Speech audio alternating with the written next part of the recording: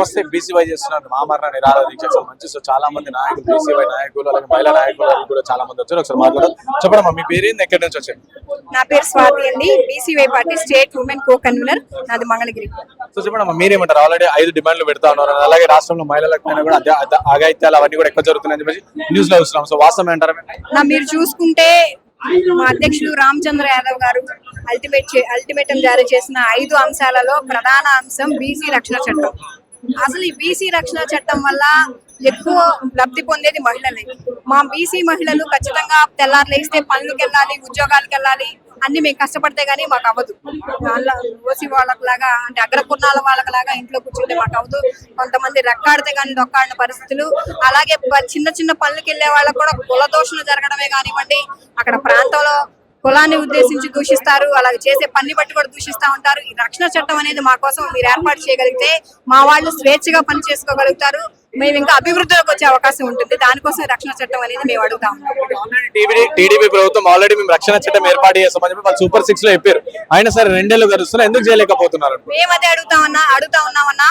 Party మేనిఫెస్టోలో గెలవడానికి ముందు బీసీలకు రక్షణ చట్టం గెలిచిన వెంటనే ఏర్పాటు చేస్తామని చెప్పి 2 సంవత్సరాలు అవుతున్నా సరే ఇంకా రక్షణ చట్టం ఎందుకు ఏర్పాటు చేయట్లేదు అని అడిగి 40 రోజులు గడువు కూడా ఇవ్వడం జరిగింది.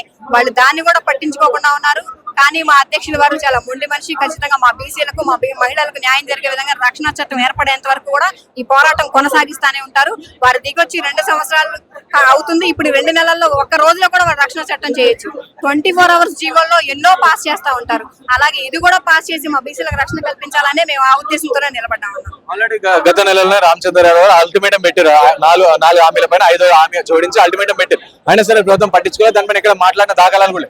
అలాంటిది ఇప్పుడు ఆమరణ నిరాహార దీక్షకు వచ్చిన రామచంద్ర యాదవ్ గారిని పట్టించుకుంటారు, వాళ్ళు చెప్పిన డిమాండ్ నెరవేర్చారని ఎలా అనుకుంటున్నారు? అన్న మేము అదే అడుగుతున్నాము. ఒక పార్టీ తరపున ఒక అధ్యక్షుల హోదాలో ఉండి ప్రతి జిల్లాలో కూడా మేము రిలే నిరాహార దీక్షలు చేశాము. కలెక్టరేట్ల ఆఫీస్కి వెళ్ళి మెమరాండమ్స్ అందించాము. అలాగే మా వాయిస్లు ప్రతి ఒక్కళ్ళు మా పడే బాధ వివరంగా వివరిస్తూనే ఉన్నాం.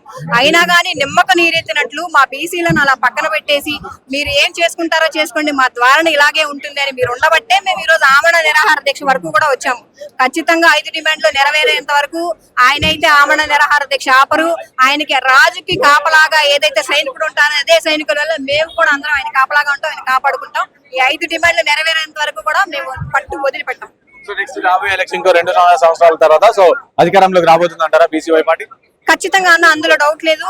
మీరు చూసుకుంటే ఈ 2 సంవత్సరాల్లో బీసీవై పార్టీకి ప్రజల ఆదరణ ఏ రకంగా ఉందో మీకు సోషల్ మీడియాలోనే కానివ్వండి, మేము చేసే ప్రతి కార్యక్రమాల్లోనే కానివ్వండి, బీసీ సంఘాలే కానివ్వండి, ఏ రకంగా మద్దతు తెలుపుతున్నాయో మీ అందరికి తెలుస్తానే ఉంది.